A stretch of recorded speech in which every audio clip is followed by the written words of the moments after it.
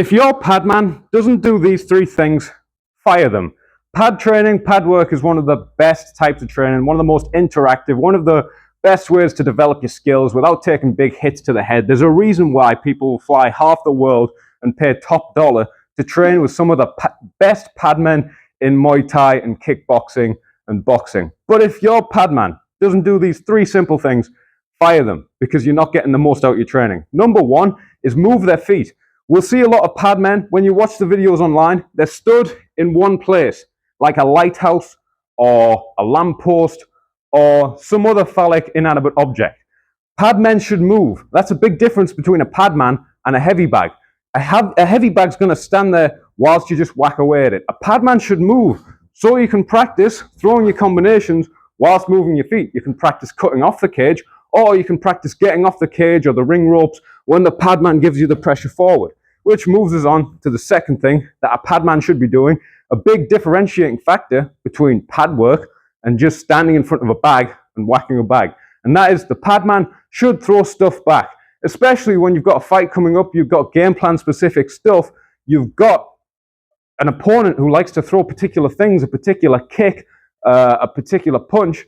This is just an opportunity to drill that counter out. And then if they're not throwing that back, your defenses are switched off. And likelihood is, if you're just pure offense on the pads, you're going to be throwing your combinations. You might be throwing them really sharp. Bang, bang, bang. But there's a good chance you're switching off on it. There's a good chance you're dropping other hands really far away. There's a good chance you're exposing your chin and you're not even realizing it, because a good padman would check you for it. They'll just give you a slap with the pad. If you're really on that lead leg, they're going to try and low kick you. Getting people to counter these combinations, to counter these strikes, to defend these strikes after their combinations, it's just paramount to being a good padman. If a padman's just stood there all day, just letting you whack your favorite shots, you'll probably feel really good. But they should try to off-balance you. They should try to throw back, actually throwing back at their head, because we see a lot of training partners will make you defend a jab, but they'll intentionally miss it. No point. Padmen, we see this all the time in pad work. They'll think they're throwing a hook back, but they're throwing it way over the head so people can roll under super easy without even moving. So your padman needs to throw shots back, whether it's the body kicks, whether it's the punches back, whether it's just checking the guard. So you throw a jab, they'll throw a low kick back to make sure you can get that leg out the way or check.